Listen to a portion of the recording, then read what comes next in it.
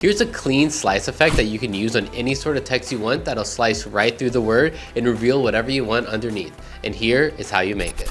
Create a new composition, grab the text tool, and type out your word. I would use a heavy, thick font for this so you can really see the cut. Scale it up so it fills the frame and then center it using the align panel. Then select the text layer, right-click and hit pre-compose and name it text pre-comp, and then move all attributes into a new composition, then hit OK. Select the pre-comp layer, then grab a rectangle tool and draw a mask that covers exactly the top half of the text. Set the mask mode to add, and now you should only see the top half of your text. Duplicate that layer with Ctrl D, and then on the duplicate, change the mask mode to subtract. Rename them top half and bottom half so your timeline stays clean, then add a background so your background is not black behind the text, so you can actually see the cut. Now add a drop shadow on the top half of the layer using the layer styles.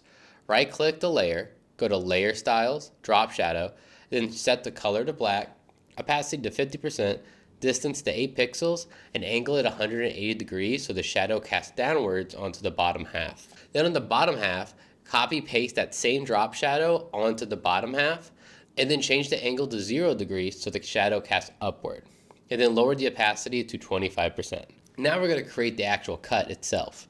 Create a new shape layer using the rounded rectangle tool and draw a small rounded rectangle on your comp. Take your shape layer and open up the position property. Place it to the left of your text at the beginning of your timeline. Add the keyframe by hitting the stopwatch button, then go about 5 or 10 frames forward and move the position all the way to the other side of your frame. This will be the slice animation we'll use to cut the text. And make sure you highlight both keyframes and easy ease them. Now go 2 to 3 frames after the line finishes its cut, and on the top half, press P for position and R for rotate, and then set a keyframe at this point. Do the same for the bottom half.